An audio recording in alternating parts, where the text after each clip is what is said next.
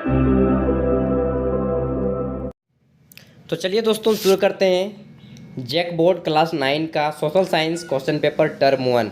ठीक है, तो देखिए कुल पेजों की संख्या 20 है। झारखंड एकेडमिक काउंसिल हिंदी में झारखंड अधिविद्य परिषद, लेकिन क्वेश्चन लगभग भारत में सभी का एक ही होता है, चाहे आप किसी भी स्टेट से हो।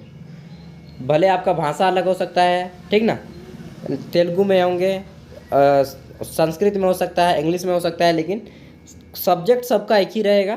अब आइए देखते हैं क्लास 9 टर्म 1 एग्जामिनेशन 2022 पेपर 3 है और पेपर का नाम है सामाजिक विज्ञान सोशल साइंस। इसमें आपके सभी सब्जेक्ट आ जाते हैं, यानी कि आपका आ जाएगा हिस्ट्री, आ जाएगा पॉलिटिकल साइंस जिसे आप सिविक्स बोलते हैं, उसके बाद ज्योग्राफी और इकोनॉमिक्स, चारों सब्जेक्ट आ जाएंगे।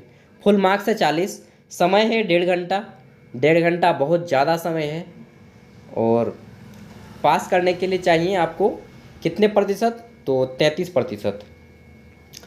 40 का 33% निकाल लीजिए तो इसका 33% हो जाएगा आपका, कितना होगा जी, 3 से भागा दे दीजिए, 13 26 39, 13 नंबर चाहिए, ठीक ना। पास करने के लिए 13 नंबर चाहिए। अब आइए देखते हैं किस टाइप का क्वेश्चन आएगा। 4 ऑब्जेक्टिव टाइप के होंगे, 4 ऑप्शन होंगे, आपको एक सही पे टिक लगाना है। तो सभी सही पे मैंने टिक लगा दिया है।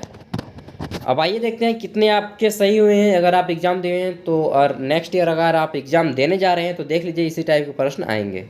पहला है फ्रांस की मुद्रा की इकाई लिब्रे को किस वर्ष समाप्त कर दिया गया। तो दोस्तों 1794 ईस्वी में फ्रांस की जो मुद्रा थी इसे समाप्त कर दी गई, लिब्रा को। ठीक है, अगला देखते हैं, फ्रांसीसी सरकार करों में वृद्धि के लिए बाध्य क्यों हो गई। मतलब फ्रांसीसी सरकार करों की वृद्धि, टैक्स जो बढ़ा रहा था, उसका कारण क्या था, तो इनमें से सभी। तीसरा प्रश्न हम देखते हैं। तीसरा प्रश्न है, फ्रांस की पूरी आबादी का लगभग 90% कौन लोग थे, तो 90% वैसे लोग थे जो किसान थे, फार्मर थे। ठीक है, चौथा प्रश्न देखते हैं, 1748 में the spirit of the law की रचना किसने की। यह जो बुक है इसको लिखा था मॉन्टेस्क्यू ने। किसने, मॉन्टेस्क्यू ने। पांचवा प्रश्न है, 1791 में फ्रांस की नेशनल असेंबली ने संविधान का प्रारूप पूरा कर लिया तो मुख्य उद्देश्य क्या था। इस संविधान का मुख्य उद्देश्य था सम्राट की शक्तियों को सीमित करना, क्योंकि फ्रांस का सम्राट बहुत बोलता था। क्या बोलता था, मैं जो बोलता हूँ वही संविधान है और कानून है, इसी तरह के कुछ वर्ड्स बोलते थे और जनता इससे पूरी परेशान थी। तो मेन कारण था जनता की इसी दबाव को रोकना। अगला है, फ्रांसीसी उपनिवेशों में कौन सी प्रथा का उन्मूलन जैकोबियन शासन के क्रांतिकारी सामाजिक सुधार में से एक था, तो था दास प्रथा। ठीक है, दास प्रथा हो जाएगा, स्लेवरी। अगला देखते हैं, निम्न में से कौन यूरोप में ऐसा राष्ट्र चाहते थे जिसमें सभी धर्मों को बराबर सम्मान और जगह मिले। तो उदारवादी जो थॉट्स होता है, यही वह विचारधारा है जिसमें सभी धर्मों को बराबर सम्मान मिले, सभी लोगों को बराबर सम्मान मिले। ठीक ना।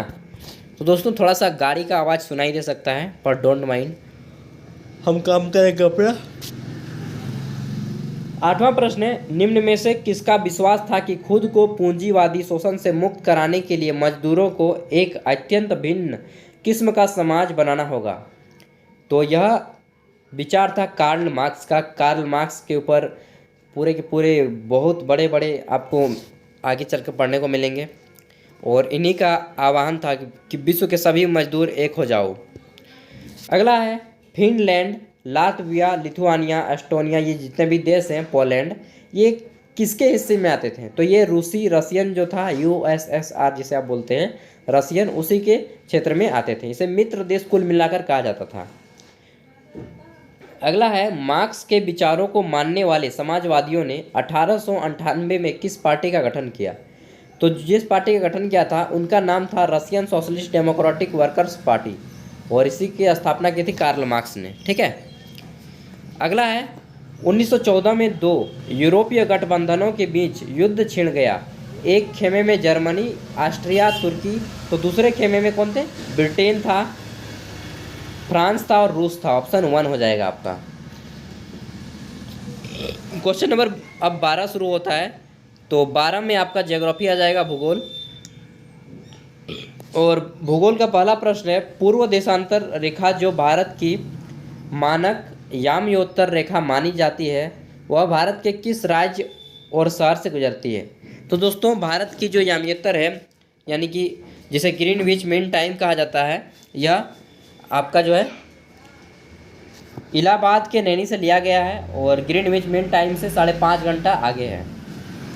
इलाहाबाद की नैनी, अब इसको इलाहाबाद उत्तर प्रदेश का मिर्ज़ापुर कहा जाने लगा है। पहले इलाहाबाद नैनी कहा जाता था, अब उत्तर प्रदेश मिर्ज़ापुर। कालीन भैया नाम तो सुने होंगे ना। चलिए आगे देखते हैं। पश्चिम में यूरोपीय देशों एवं पूर्वी एशियाई देशों को कौन सा सागर मिलाता है। तो दोस्तों हिंद महासागर, जिसका नाम भारत के नाम पर रखा गया है, इसी सागर से मिलता है। अगला है, भारत की भूमि की सीमाएं उत्तर पश्चिम में किस देश के साथ जुड़ी हुई हैं। उत्तर और पश्चिम का जो बीच वाला भाग है उसे उत्तर पश्चिम कहा जाता है।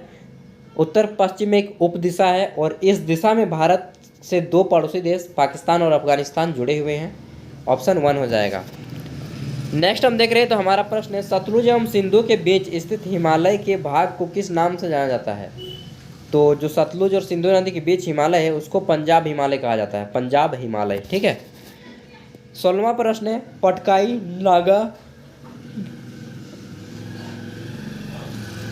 नागा, मिजो तथा मणिपुर निम्न में से किनके नाम है। तो ये पहाड़ियों के नाम है, जैसे कि गारो और खासी की पहाड़ियाँ भी इसी से जुड़ी हुई हैं, तो ये सभी पहाड़ीय क्षेत्र हैं, हिल्स है।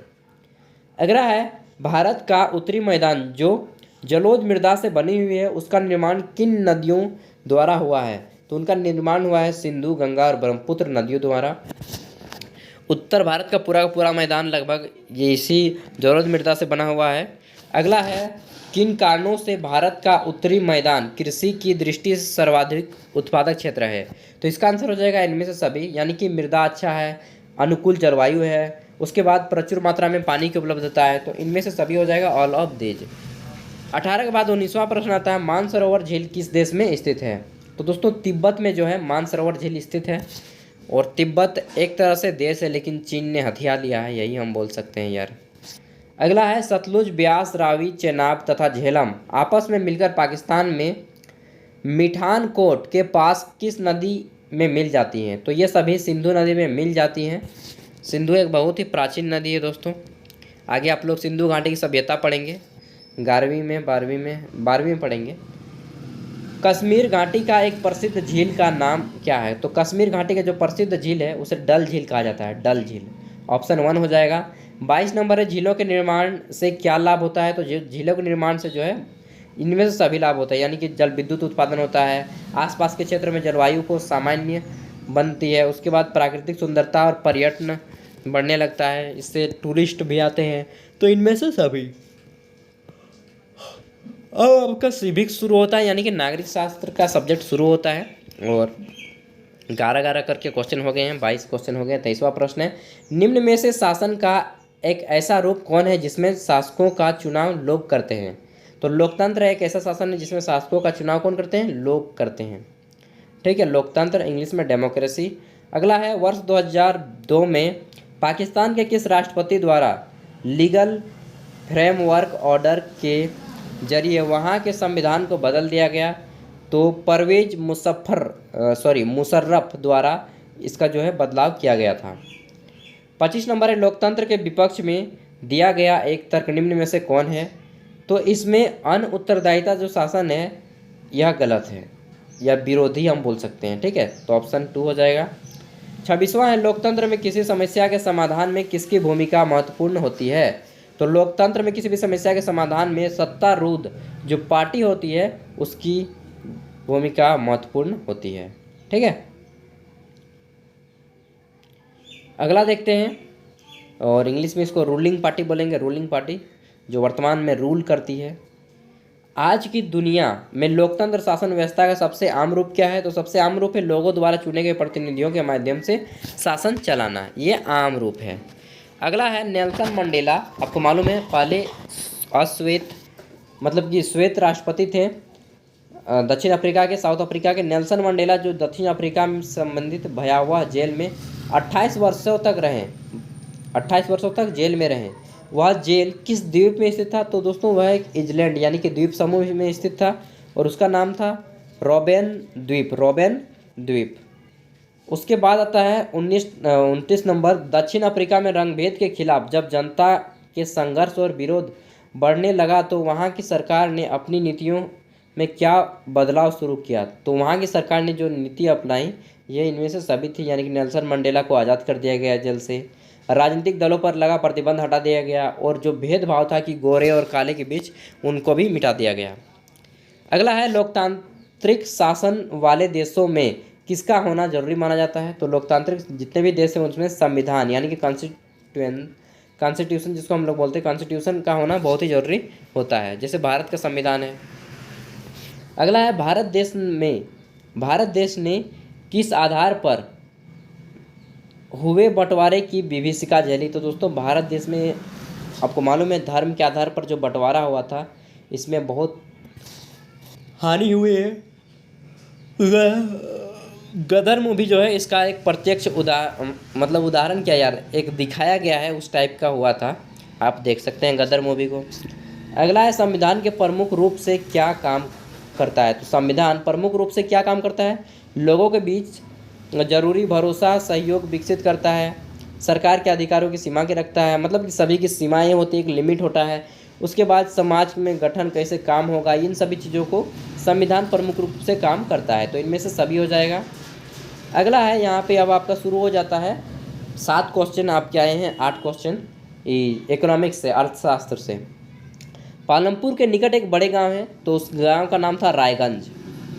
अगला है भूमि मापने की इकाई क्या है? ठीक ना, what is the standard unit of measurement of land? तो भूमि मापने की जो मानक इकाई है वह है हेक्टेयर, सी हो जाएगा 34 का। 35 का है भारत के गांव में उत्पादन की प्रमुख गतिविधि क्या है? तो उत्पादन की प्रमुख गतिविधि है खेती, ठीक ना। अगला देखते हैं लघु विनिर्माण, परिवहन, दुकानदारी, डेयरी, ये सभी कैसी क्रिया है? तो गैर कृषि क्रिया है, गैर कृषि, इसमें कृषि का कोई रोल नहीं है। अगला है आर्थिक विकास की दृष्टि से कौन सर्वाधिक महत्वपूर्ण है? तो आर्थिक विकास की दृष्टि से सर्वाधिक महत्वपूर्ण है आपका प्राकृतिक संसाधन, जितने भी नेचुरल रिसोर्सेस हैं। चाइना आगे क्यों बढ़ा है? तो सबसे मेन रीज़न है वहाँ पे इतने ज़्यादा रिसोर्सेस हैं, इतने ज़्यादा चीज़ों पे चाइना फर्स्ट लेवल पे है कि आगे बढ़ ही जाएगा यार, स्वतः आगे बढ़ेगा। सोना सबसे ज़्यादा उसी के पास है, कोयला सबसे ज़्यादा उसी के पास है, चावल सबसे ज़्यादा उसी के पास है, ठीक ना। तो इस प्रकार जितने भी चीज़ें हैं ना, लगभग 70% चीज़ें चाइना के पास आगे सबसे ज़्यादा है, इसलिए यह रीजन हो जाता है प्राकृतिक सोर्सेस।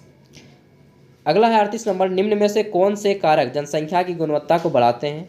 तो दोस्तों जनसंख्या की गुणवत्ता को बढ़ाता है साक्षरता दर, लोगों का स्वास्थ्य, कौशल निर्माण, इनमें से सभी। अगला है ऐतिहासिक और सांस्कृतिक कारणों से परिवार में महिलाओं और पुरुषों के बीच किसका विभाजन हुआ करता है? तो यह हुआ करता है श्रम के कारण। प्राचीन काल में केवल महिलाएं ही घर में रहती थीं, पुरुष बाहर जाते थे काम करने के लिए, लेकिन अब श्रम का विभाजन हो गया है, महिलाएं भी काम कर सकती हैं और पुरुष भी काम कर सकता है।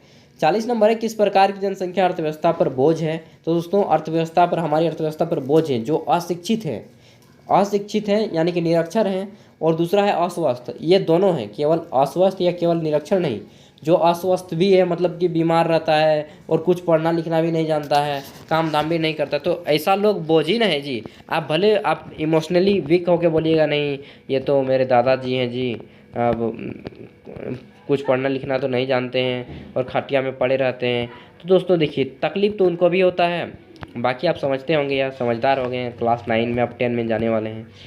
और एक चीज़ जान लीजिएगा, यहाँ पे 10 उसके बाद 11 12 जब भी पढ़ेंगे उसके बाद आपको मिल जाएगा क्या, BA, जितना भी दूर तक पढ़ाई होता है ना सभी के क्वेश्चन पेपर आपको इस चैनल में मिलेंगे, ज्ञान सागर। तो सब्सक्राइब कर लीजिएगा इस चैनल को। अगर आपको मैथ का पेपर देखना है, हिंदी का पेपर देखना है, इंग्लिश का पेपर देखना है, या फिर खोटा या अदर सब्जेक्ट का पेपर देखना है तो आपको मिल जाएगा, प्लेलिस्ट में जाइए और सब्सक्राइब कर लीजिए। अगर आपका कोई दोस्त पढ़ रहा हो आपके साथ तो उन तक भी शेयर कर दीजिएगा। And thank you for watching this video. पढ़ाई से रिलेटेड जानकारी पाते रहने के लिए हमारे साथ जुड़े रहें एंड बेस्ट ऑफ लक। अच्छे से एग्ज़ाम देते रहिए, पढ़िए, आगे बढ़िए।